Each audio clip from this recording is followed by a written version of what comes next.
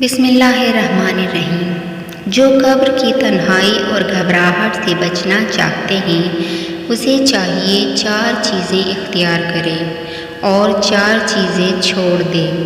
تو اگر آپ جاننا چاہتے ہیں وہ 4 چیزیں کون سی ہیں تو اس ویڈیو کو آخر تک غور سے سنیے گا اور اللہ کی رضا کے لیے دوسروں تک بھی ضرور شیئر کیجیے گا تاکہ اس نیک کام میں آپ سب کا تعاون بھی شامل ہو سکے۔ اور اسی طرح اگر آپ چینل پر نئے ہیں تو چینل کو سبسکرائب اور لائک ضرور کیجیے گا۔ جزاک اللہ۔ جو قبر کی تنہائی اور گھبراہٹ سے بچنا چاہتے ہیں اسے چاہیے کہ 4 چیزیں اختیار کرے اور 4 چیزیں چھوڑ دے۔ اب وہ 4 چیزیں کون سی ہیں جو اختیار کر لیں تاکہ قبر کی وحشت اور تنہائی سے بچ جائیں۔ نمبر 1، پہلا عمل نماز ہے۔ نماز کی پکی پابندی کریں، نیت کریں کہ آج کے بعد ہماری کوئی نماز قضا نہیں ہوگی۔ اللہ نماز پڑھنے والوں پر خاص رحمت نازل فرماتا ہے۔ قبر میں نماز چراغ کا کام کرے گی۔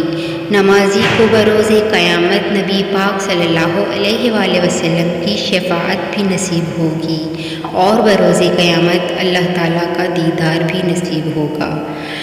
دوسرا عمل اور یہ ان دنوں بہت زیادہ کرنا ہے، قبر کے لیے بھی کرنا ہے اور دنیا میں ہر طرح کی آفت سے بچنے کے لیے کرنا ہے، اور وہ ہے صدقہ کرنا۔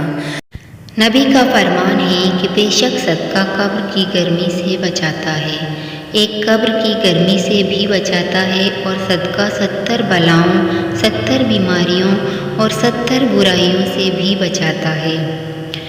آپ صدقہ دیں گے تو بلاؤں اور بیماریاں ٹل جائیں گی، اور صدقہ ضروری نہیں کسی بکرے کی یا کسی بڑی رقم کی ہو، جو انسان کی جتنی گنجائش ہو اتنی دے۔ اللہ تو نیت کو دیکھتا ہے، اللہ بندے کی تھوڑی سی نیکی کو بھی قبول کرتا ہے۔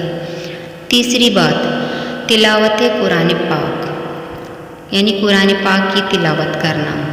اگر قبر کی وحشت اور تنہائی سے بچنا چاہتے ہیں تو نمبر 1 نماز، نمبر 2 صدقہ، نمبر 3 تلاوت قرآن اور نمبر 4 اللہ کا ذکر ہے۔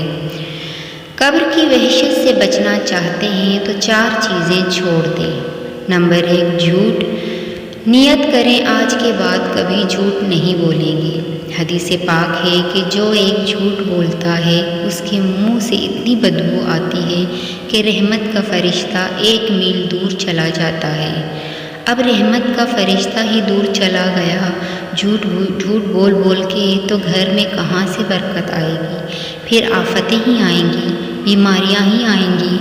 سچ بولیں، انشاءاللہ دنیا میں بھی خیر آئے گی اور آخرت میں بھی خیر آئے گی۔ نمبر 2، دوسری بات خیانت نہ کریں۔ کوئی بھی امانت آپ کے پاس آئے اسے پوری لوٹائیں۔ تیسری بات چغلی، ادھر کی بات ادھر کرنا، ادھر کی بات ادھر کرنا، مسلمانوں میں لڑائی کروانا، یہ قبر میں اندھیرا ڈالنے والا کام ہے۔ چوتھا، پیشاب کے چھینٹوں سے نہ بچنا۔ آج کل لوگوں کو پاکی کا احتیاط ہی نہیں، پاک ہونا بھی نہیں آتا، بہت سو کو پاک ہونا بھی نہیں آتا۔ حدیث پاک کا مضمون ہے کہ عموماً عذاب قبر پیشاب کے چھینٹوں سے نہ بچنے کی وجہ سے ہوتا ہے، تو آپ اپنے آپ کو پاک رکھیں، صاف رکھیں۔